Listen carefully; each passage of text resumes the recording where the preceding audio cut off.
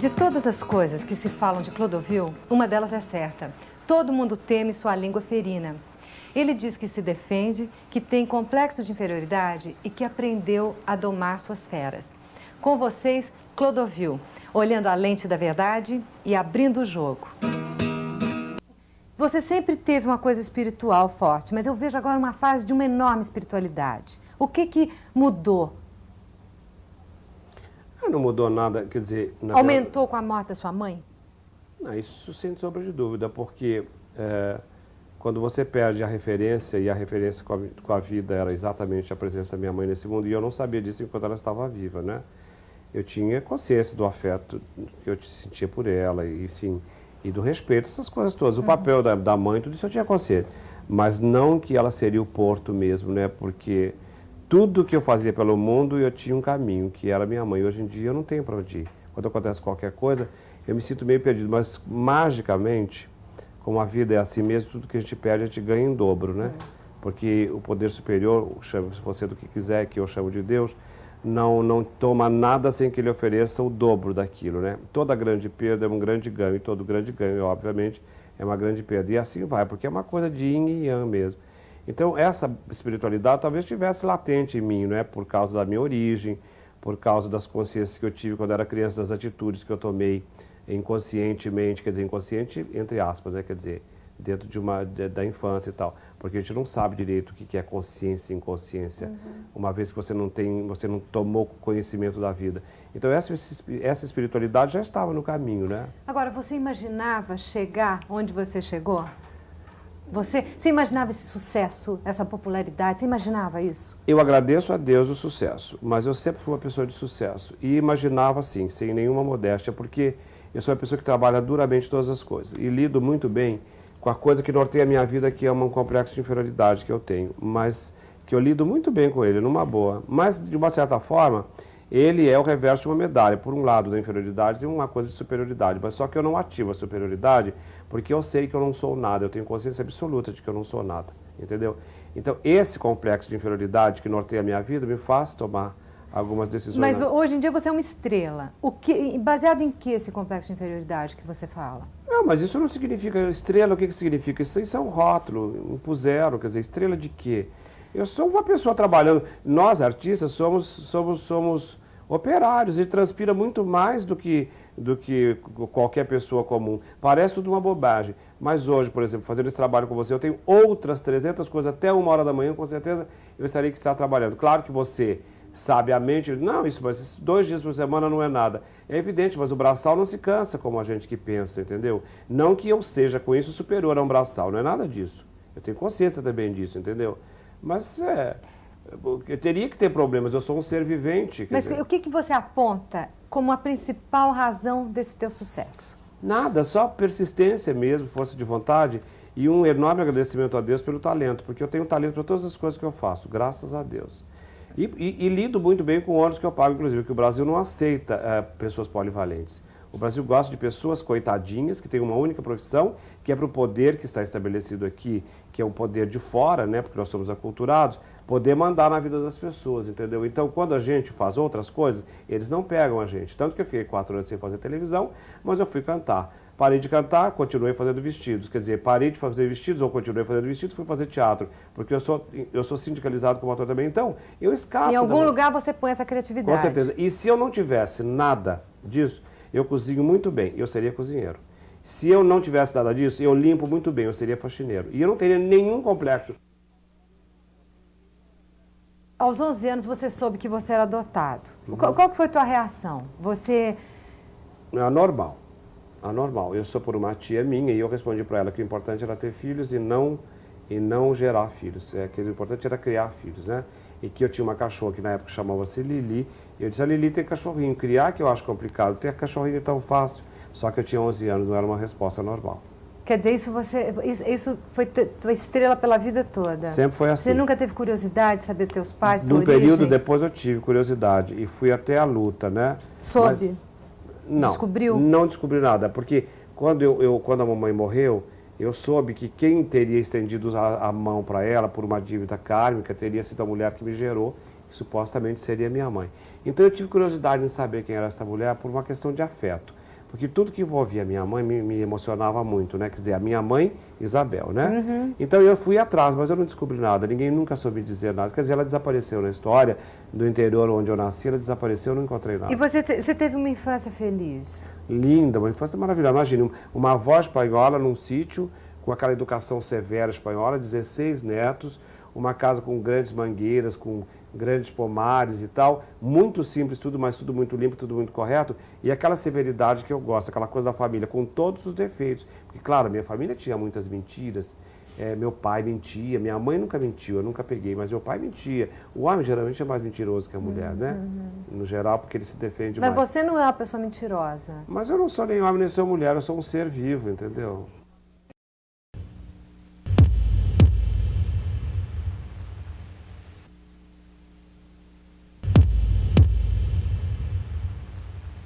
As pessoas falam do abuso sexual com criança. Você sofreu na tua infância do diretor da escola, que eu li.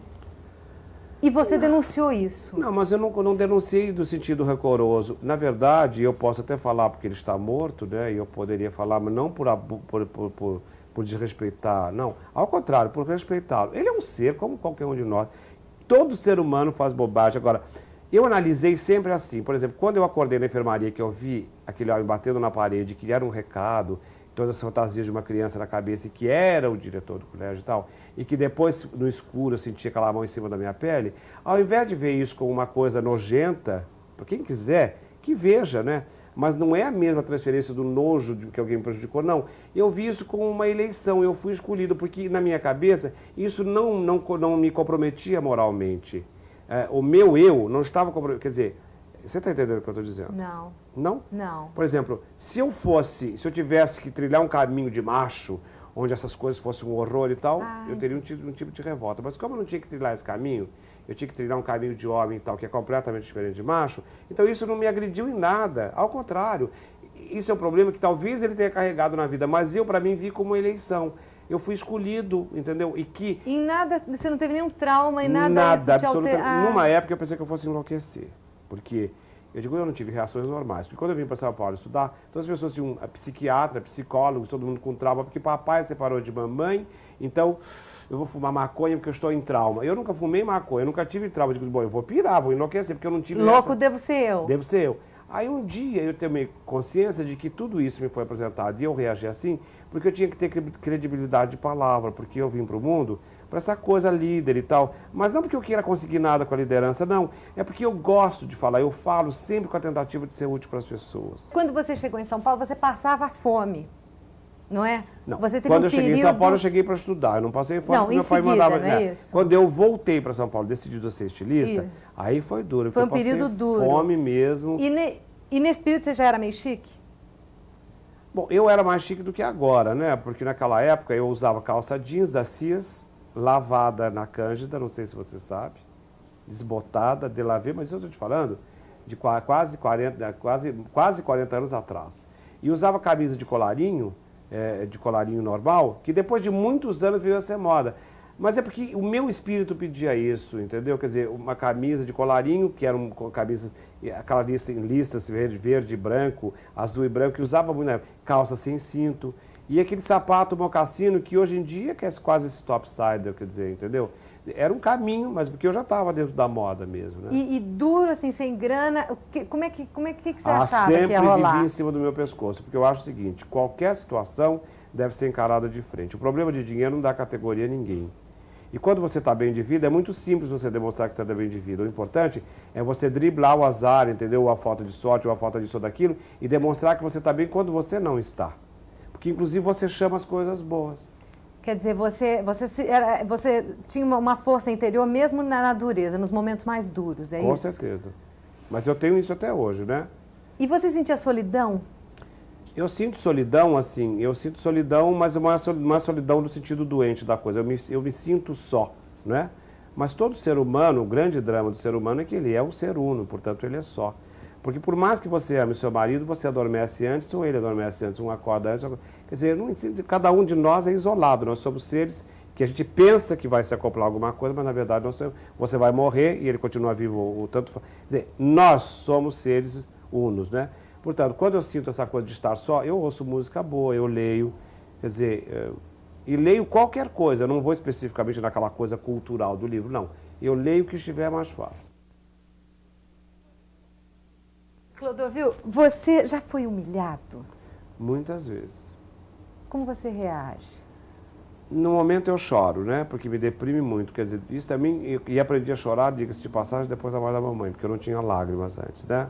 Eu não sabia o que significava essa coisa da emoção chegar às lágrimas, né? Eu poderia chorar de raiva, mas não de tristeza, de afeto ou de qualquer coisa, de resignação. Eu chorava de ódio. Mas a lágrima mesmo, perto desses sentimentos mais bonitos, só depois da perda mesmo. Então, por exemplo, quando as pessoas me humilham, e já aconteceu, eu posso até te contar um caso. Uma vez eu ia para o Rio de Janeiro, eu morava em Ubatuba, eu ia para o Rio fazer manchete e voltava. Portanto, eu ia de carro, voltava de carro, né? Não tinha avião, e eu ia fazer esse trajeto pela Rio Santos. E acabou que um dia eu dei carona para 2 GOs de um hotel e levei-os para o Rio. Na volta, um deles me pede para voltar comigo, porque eu voltava às quartas-feiras para Ubatuba. Eu o trouxe de volta, acabou que eu fiquei meio que conhecendo ele. Um dia, eu entro no hotel, que é um hotel de luxo que tem na Rio Santos, um domingo à tarde, e pergunto, fulano está? E aí, aquela coisa, atrás de um ônibus cheio de turistas, entendeu? E aí, aquela situação meio gosta, aí veio o segurança assim, não, ele disse que está lá no ônibus, mas que não veio falar com você, não. E isso tudo eu olhei para o ônibus, todo mundo rindo de mim e tal. Porque aí já tinha uma associação, eu estava num carrinho conversível e estava muito exposto. Então tem aquela associação de que ele teria pensado, teria dito, todo mundo rindo, me chamando de viado, de qualquer coisa. Eu não sei, isso tudo passou pela minha cabeça. Me deu uma angústia tão grande, porque era uma coisa de que eu não era nada disso e era uma pessoa que eu fui perguntar se ele ia para o Rio de Janeiro, como já tinha acontecido outras tantas vezes. Aí na hora me deu uma agonia tão grande, me senti exposto, ridicularizado e humilhado, aquelas pessoas todas rindo, motivadas por ele, com certeza. E aí meu olho encheu de lágrima e eu saí pela estrada fora pensando, bom, eu conheço o dono do hotel, vou prejudicar, vou fazer, enquanto esse cara não perdeu o emprego, pensando todas as barbaridades. Na vingança. Aí no meio disso tudo vem à tona o seguinte, mas Clodovil, eu conversando comigo, eu converso muito comigo, né? Clodovil, deixa de ser idiota. Isso aí é para você aprender que a vida não é tão linda com este sol, essa vista que você está pensando. Não, tem essas coisas para você aprender a se desapegar daqui. Este moço está cumprindo um papel dele para que você aprenda que você tem que ir embora daqui. Se todo mundo fosse maravilhoso, aqui seria o céu. Ele não fez nada de mal para você, você que está preocupado em fazer mal para ele agora. E aprendi uma lição. Você está muito broto. Mas o que é de que dentro você faz? para fora, exatamente isso. De verdade, o que você faz? Além de dentro para fora, o que não, você eu passa? Ajudo. Pepino com os babás. O que você faz real? Não, eu não sou uma pessoa que... Eu não faço nenhum tipo de regime, eu não sou natureba, nada disso. Mas eu, por exemplo, tomo temporadas assim que eu tomo vitamina E, complexo B e vitamina C muito. Depois dos 40, toda pessoa tem que tomar pelo menos 5 gramas de vitamina C. Isso é fatal para qualquer ser vivo, porque o organismo expele o que não precisa e a gente precisa de muita vitamina C. Toda pessoa que lida bem com isso não tem problema de coronárias, não tem problemas, enfim, não envelhece. Porque a vitamina E, inclusive, também ajuda a não envelhecer, a rejuvenescer as células, todo mundo sabe disso. E a gente tem que se cuidar. Mas o grande cuidado que eu tenho é com a minha alma mesmo, né? Porque eu não sou uma pessoa santa, nem sou bonzinho. Eu trabalho isso. Você fez plástica? Não. Fiz na orelha para consertar a orelha, porque elas eram... No rosto nenhuma? Nenhuma. É assim, sem nada... Você está muito bem. Graças a Deus. E você se autocensura? É o que eu mais faço. Na vida e na TV? É o que eu mais faço. Por quê? Porque é tal história. Para você está além do bem e do mal. Você é uma moça casada com filho, você pode até ter outros problemas de ordem moral que você já está além do bem e do mal. E você está num país onde todas as pessoas luminosas e talentosas e qualquer coisa que as pessoas possam chamar, porque elas não entendem direito o que é uma coisa nem outra, são sempre louras, fadas e tal. Porque o Brasil é um país negro, né? E eu tenho a pele muito escura, sou literalmente o avesso de qualquer tipo consagrado de machão que tem por aí, então eu tenho que carregar essas cruzes. Então, isso aí que você disse, eu trabalho como defesa. Porque de verdade... Mas você considera um defeito? Não, eu não considero um defeito. Eu não considero nenhum defeito nem uma qualidade. Por exemplo, digamos que você pudesse afirmar que eu sou homossexual. Você não poderá nunca, porque você nunca me viu na posição de homossexual. Nunca viu e nem verá, não é? Isso eu posso garantir. Mas se você quiser dizer, você diz. E as pessoas dizem o que elas têm vontade, né? Fulano, porque elas não podem provar, mas elas dizem. Não é assim? Claro, que as pessoas... tem um rótulo, você está falando de um rótulo que se coloca As pessoas... em cima de alguma impressão que a pessoa te dá, é isso? Exatamente. Então, você imagina como eu tenho que trabalhar tudo isso para que as pessoas não me rotulem de alguma coisa que elas não podem para me prejudicar. Mas você acha que se rotular você de homossexual te prejudica? Claro que prejudica. Por quê? Prejudica, sem sombra de dúvida. Porque é uma coisa, é muito confuso você lidar com a moral, Bruna. Você está além do bem e do mal. Porque você não, eu acho que você está além do bem e do mal. Não, você que está, você é loura e mãe. Você não quer ser rotulado? Não gostaria, quer dizer, eu trabalho bem com essas coisas, dentro daquela velha história que você falou antes da defesa, eu trabalho tudo isso, me defendo, porque na verdade eu não quero conviver com essas coisas, entende? E ao mesmo tempo tenho que conviver com elas. Mas como você quer ser visto? Não, eu quero ser visto como uma pessoa que trabalha. Por exemplo, se uma pessoa me chama... Isso você já é. Então, mas que trabalha só. Agora, se as pessoas... Sexo... Não, é evidente. Por que você tem que misturar? Quer dizer, por mais frescura que eu possa fazer, o que as pessoas têm que misturar a minha cama com o que eu estou fazendo? Você também não quer que misture a sua cama com o que você faz. Qualquer pessoa, porque não precisa, não há necessidade. E no Brasil, o que se vende da vida pública, ou seja, da sua vida ou da minha, é o que nós fazemos dentro de casa, que não interessa a ninguém. Você veja que as revistas sérias, elas estão se voltando para uma coisa que parece muito mais com as revistinhas que atendem curiosidades pequenas aí na periferia. E então nós estamos perdidos, porque tudo vai por um caminho que não tem nada a ver.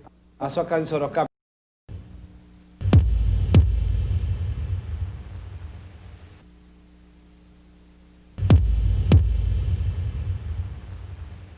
O que não convém você falar na televisão? O que não convém falar na televisão é essa coisa de ajudar pessoas doentes, por exemplo, né? Porque você acaba sendo envolvido com a doença também. Porque, por exemplo, eu falo de AIDS, mas eu falo das campanhas e tal, das coisas que são necessárias, porque é necessário que você informe as pessoas e tal. Mas eu não me envolvo com nada, porque para você passar para a fila dos doentes é 2 minutos. Já te colocaram? Já, a Manchete, a revista Amiga, me colocou na capa como chamada para vender revista, dizendo que eu estava contaminado com o vírus. E agora, depois do sucesso, ela nunca me publicou.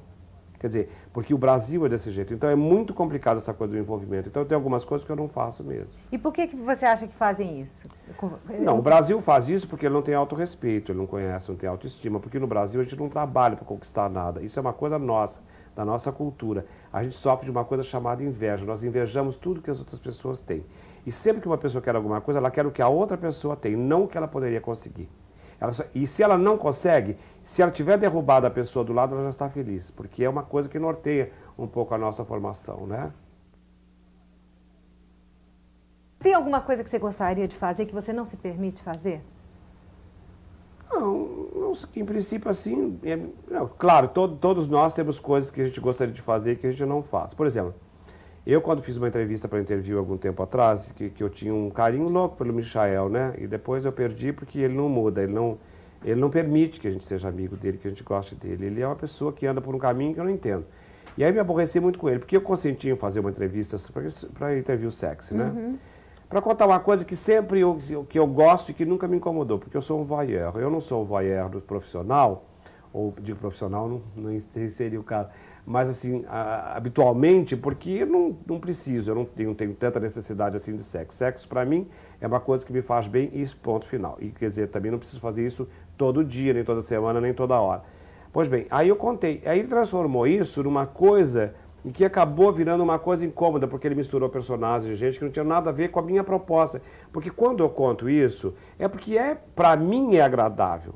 E também porque para mim passou a ser uma coisa assim, digamos, que eu não quero me envolver fisicamente, porque eu não quero me arriscar. Então eu vejo, para mim é como se fosse um espetáculo agora. A televisão não mostra isso, hoje em dia, de uma forma quase que nojenta, eu diria, porque não haveria necessidade de mostrar. Porque isso aí é para ganhar dinheiro, para vender. No caso, não. Se eu sou voyeur, é por um prazer para a minha alma, para o meu espírito, para a minha pele, enfim, para o meu eu, né? Mas o voyeur que você está falando é na cama? Eu gosto de ver as pessoas transarem. Ah, tá. Essa é a tua tarefa? Não é tara, seria uma fantasia, mas eu não faço disso uma coisa de todo dia, não.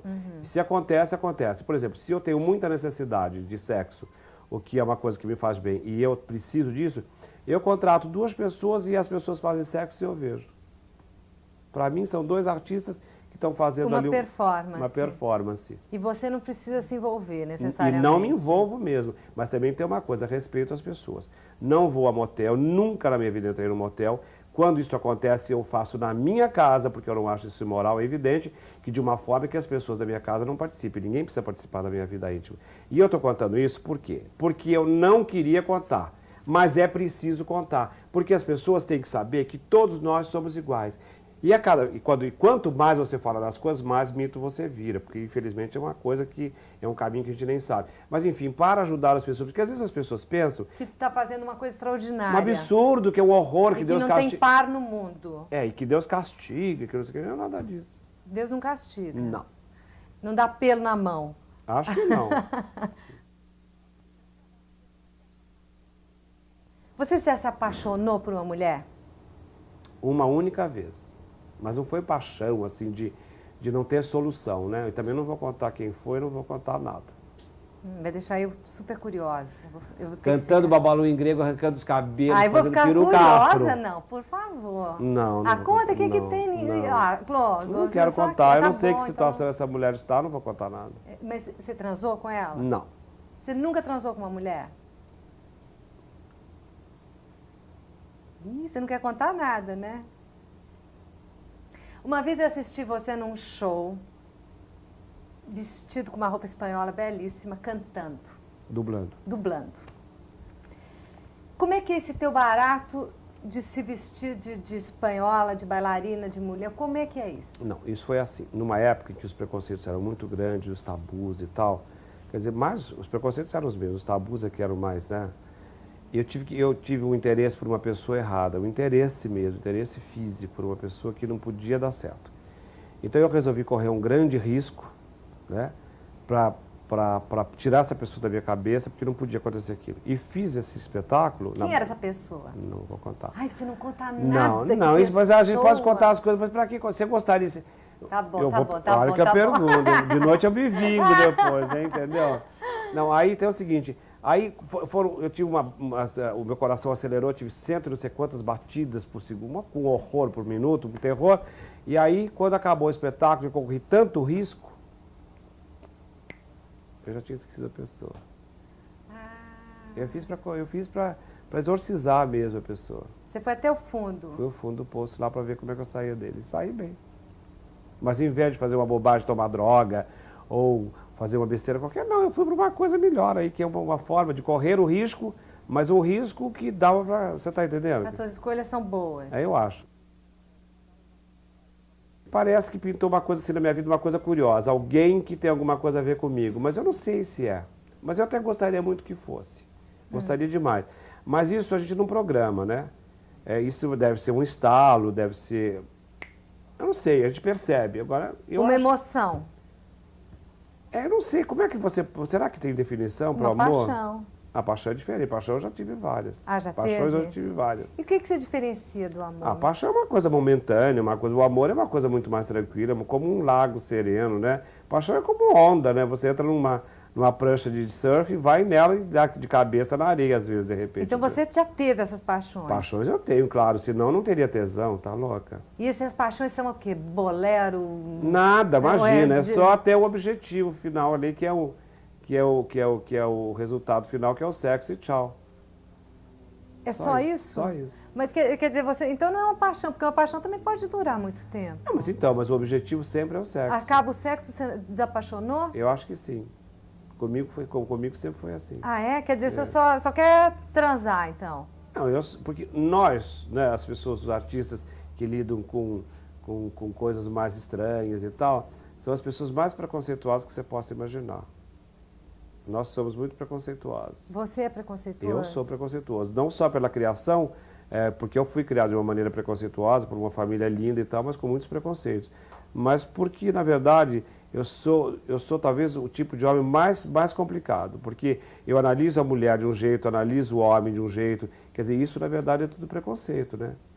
Quais são os teus preconceitos? Claros, assim, que você sabe que tem. Eu sou moralista, que eu acho uma coisa muito ruim, né? Eu sou extremamente moralista. E a partir daí, todas as coisas que têm a ver com a moral, né? Porque, por exemplo, em casa, Eu tenho a minha vida, eu moro nessa casa literalmente sozinho, eu tenho todos os empregados, não tenho nenhuma porta trancada, eles nunca viram nada demais e nem verão nada demais. Porque, por exemplo, como eu moro sozinho e eu não tenho nenhuma parceira, nenhum parceiro, nem coisa nenhuma, se por acaso tiver uma mancha no lençol de qualquer coisa que seria normal para qualquer ser vivo, eu tenho cuidado de tirar do lençol. Porque eu não quero que fique nenhuma coisa, porque os empregados não têm que participar da minha cama.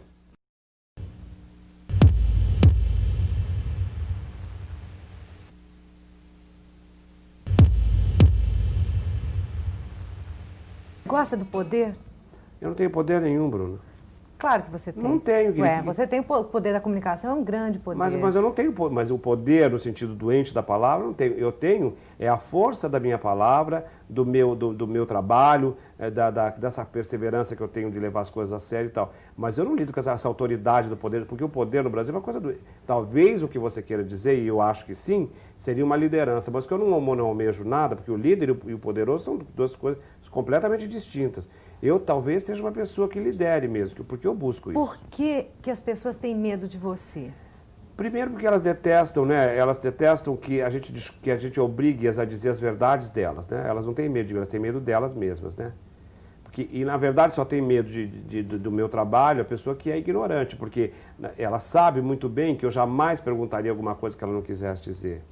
E ela vai dizer exatamente o que ela tiver vontade de dizer. Isso você está dizendo no sentido de comunicação que você está falando. Claro. Porque de outro jeito as pessoas não podem ter medo. Eu tenho pouquíssimos amigos. Cabe numa mão os amigos que eu poderia chamar de verdadeiramente amigos. Por quê? Porque eu sou elitista mesmo, eu sou seletivo por nascimento. Eu soube desde pequeno que eu era adotivo e eu não gosto de gente de segunda, não gosto de coisa de segunda, não lido bem, eu gosto de humildade. Veja bem, leia-se de primeira, qualidade de alma, né? Não é qualidade social, nem cultural, nem nada, é qualidade de alma. Então, quer dizer, pode ser uma pessoa super pobre que tem exatamente um posto de destaque nessa minha escolha de mão. E nada porque eu seja mais que os outros, também não é isso, não. Eu nem me considero isso. Nada disso. Não me considero mais do que ninguém, nem menos que ninguém. Eu só não sou igual a ninguém. Sou semelhante. Clodovil, você tem inimigos? Devo ter. Se não tivesse, também seria esquisito, né? Porque eu acho que o inimigo, de uma certa forma, é mais importante que o amigo. Porque é ele que estimula a gente a ser vitorioso, a agir direito e tal. Mas eles não te prejudicam? Não. Eu acho que toda pessoa que me faz alguma coisa, de uma certa forma, é meu amigo, está me ajudando, né? Quer dizer, o inimigo que eu considero é aquele que não me interessa mesmo, entendeu? Uma pessoa que me incomoda e tal, que é uma pessoa que que me atrapalha e tal. E ele é exatamente o estímulo para eu tirar essa pedra da frente do caminho, entendeu? Quer dizer, por e causa alguém dele. pôs pedra no seu caminho? Ah, sempre põe, né, Bruno? É normal que aconteça isso. E aí, como é que você se protege da maldade dos outros? Sei, eu procuro não fazer, né? Se uma pessoa me incomoda, mas eu digo o que eu penso também. Se você me perguntar o que é que eu acho, eu digo para você. Eu não sou uma pessoa que diga nada pelas costas, eu não gosto. Quer dizer, se a pessoa me pergunta, se a pessoa não me pergunta, eu não vou dizer que nem me interessa. Mas eu não fico na defensiva, assim, me protegendo das coisas, não. Se elas acontecem... Mas eu sou uma pessoa que vive sempre com o pezinho para trás em qualquer situação. Você é super desconfiado. Não seria desconfiado, acho Mas você não confia nas pessoas? Cauteloso. Não, eu sou cauteloso. O que você chama da sua maldade? O que é o seu lado cascavel? O seu lado naja é o que é? Aonde você põe? Eu acho uma coisa tão de bicha isso, né? Eu não gosto dessa coisa de cascavel, de naja, de ficar... Agora, é evidente que se uma pessoa me diz assim, fulano de tal, que é uma pessoa que me incomoda esteticamente, eu digo, olha, ai, que terror, eu boto um apelido, uma coisa qualquer, faço uma graça em cima. Mas isso é uma coisa longe da pessoa. Mas antigamente eu tinha um grave defeito. Eu sacrificava um amigo por uma gargalhada. Às vezes numa festa... Pelo humor? Eu não faço isso. Por quê? Porque não leva a gente para nada, a gente não ganha nada com isso. Existe alguma coisa mais deprimente que você perder um amigo para agradar os seus inimigos ou as pessoas que não têm nada a ver com você? Porque geralmente uma pessoa amiga sua fez alguma coisa boa para você. E você sacrifica isso para fazer graça, porque nem todas as pessoas têm os mesmos... quer dizer, não estão dentro dos padrões estéticos que a gente gostaria que elas tivessem. E nem a gente está. Casualmente, em alguns lugares a gente é ridículo também. Não há forma de não ser, em qualquer lugar. Se você for para uma tribo africana que tem os seus... Você será uma mulher ridícula, dentro dos conceitos dele. Eu posso ser uma mulher ridícula aqui mesmo, não preciso ir tão longe. Mas todos nós somos. Claro. Mas dentro do estabelecido, quer dizer, não seria aqui. Mas de qualquer maneira, acontece. E nós temos a insegurança. E a insegurança nos leva a sermos ridículos realmente, às vezes. Então, Quer dizer, eu acho que o negócio é o seguinte, eu só tenho inimigos, que é o começo da história, para mim, eles me fazem bem. E se eu tenho amigos que são poucos, eu não sacrifico os meus amigos. Por exemplo, nós temos uma pessoa conhecida em comum que chama-se Klaus, que é o cabeleireiro que é teu amigo. E que é meu amigo também. Muito. Mas eu implico com o Klaus o tempo inteiro. Mas implico com o Klaus por algumas coisas da vida dele, não com relação à minha vida. Por exemplo, eu acho que ele economiza demais, eu acho que ele faz sacrifício sem necessidade, mas implicância, porque a vida é muito curta e ele não se deu conta ainda. Mas seria isso uma forma de tratar mal o meu amigo? Não, é absoluto. Mas, por exemplo, se uma pessoa te faz uma maldade, que você saca que é uma maldade, como é que é a tua reação? Você é uma pessoa rancorosa, você espera... Eu não acabei de contar a história do Michael, que me fez uma maldade tão grande que o Renato Gaúcho chegou a tentar me processar por causa de uma história que saiu no interview. Quer dizer, e eu não falei da maneira como foi publicado. E nem por isso eu tenho rancor do Michael, eu não tenho rancor nenhum. Mas o que tem? Eu só me defendo, eu não quero estar na casa dele mais, não quero mais, pelo menos por um período, isso não significa que seja eterno, né? Tudo na vida é assim, né? Quer dizer, amanhã pode mudar, mas no momento eu não quero, mas não porque ele não preste, não. Nada disso, ao contrário, ele é uma pessoa ótima, mas só que ele não respeita o meu ponto de vista.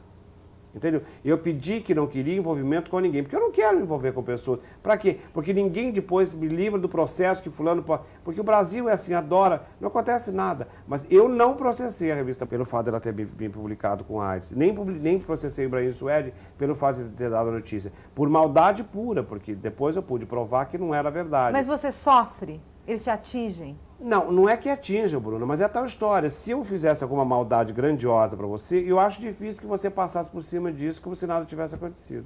Mas você passa, você está me dizendo que passa. Eu passei por cima. Isso não significa que eu gosto de Ibrahim Suede, eu tenho nojo dele. Eu não tenho ódio, não tenho rancor, não, eu tenho nojo, é uma pessoa que me dá asco. Só. E digo publicamente.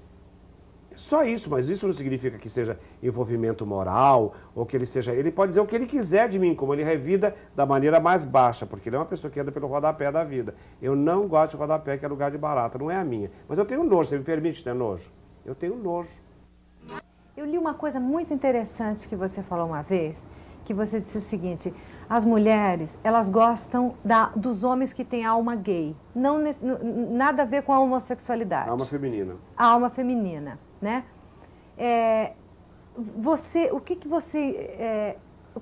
Que tipo de homem você gosta? Na verdade, eu não gosto de homem nenhum, né? Quer dizer, eu me dou muito melhor com mulher. Eu gosto mais de mulher do que de homem. E não é um processo de ter a alma extremamente feminina ou dessa ou aquela preferência sexual. Não é nada disso. É um processo que eu me dou melhor com mulher. Mulher é uma coisa... E a mulher é um ser... Porque todo homem também, à medida em que ele tenha uma consciência de vida, ele saberá que numa vida qualquer ele foi homem. E todo homem que gosta efetivamente de mulher sabe que foi homem. Porque para você gostar de alguma coisa, você tem que ter sentido isto. O macho não lembra quando ele foi mulher, portanto ele mata. Ele mutila a mulher, ele tem uma autoridade idiota. O homem não faz nada disso, porque ele não usa a mulher, ele compartilha do prazer com a mulher, que é completamente diferente. Entendeu?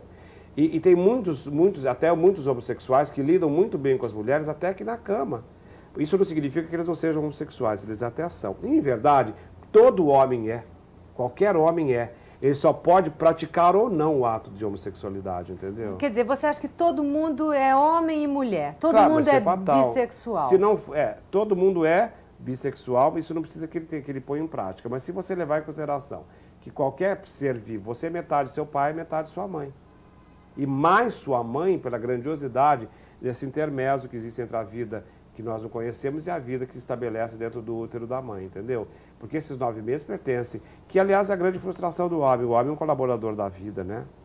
Ele, na verdade, quem faz a vida é a mulher dentro do seu ventre, 9 meses, entendeu? Que esse é o grande trauma do homem, né? Ele colabora, mas ele não alimenta essa vida. Ele pode pagar o alimento, ele cobra isso tudo depois. Ele põe a comida de casa, ele faz o diabo, quer dizer, no estabelecido, no geral.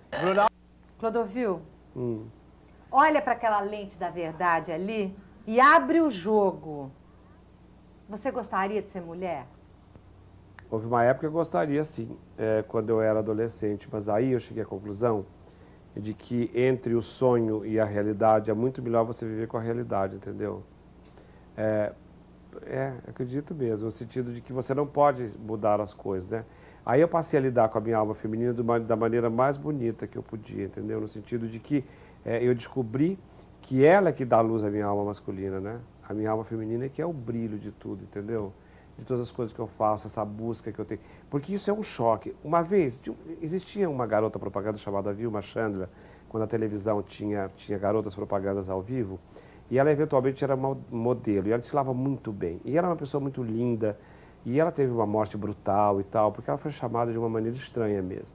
E um dia eu conversava muito com ela, porque, como eu te falei, eu gosto muito de mulher mesmo, de conviver, de conversar e tal. E confio muito. Porque, por exemplo, eu explico para você, se eu tiver mal com 2 amigos e 2 amigas da minha casa tiver mal e disser para os meus amigos, um amigo meu qualquer, só para exemplificar, você ficaria comigo porque eu não estou me sentindo bem? Ele não fica. Qualquer das 2 mulheres ficaria. Porque a mulher está muito mais próxima dessa coisa. É mais solidária. Exatamente.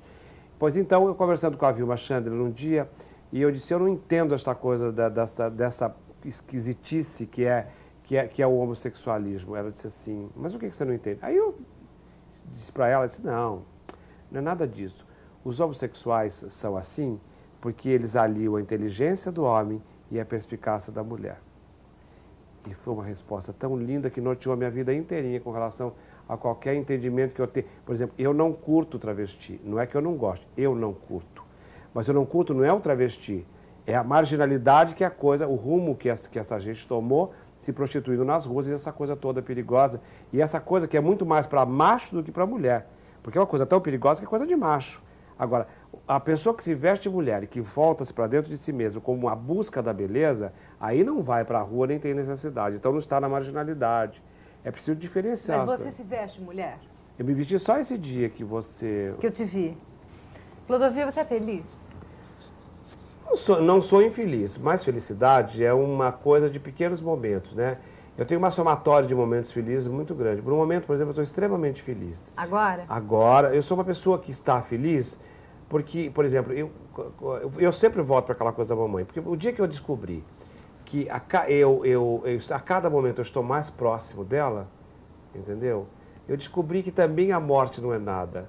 Então, cada coisa que me acontece, eu tento descobrir, ou tentar uma resposta. Eu não posso contar nenhuma verdade, nem afirmar nada para ninguém. Mas essas coisas me fazendo bem, tá bom, porque eu estando bem, eu não vou fazer mal a ninguém.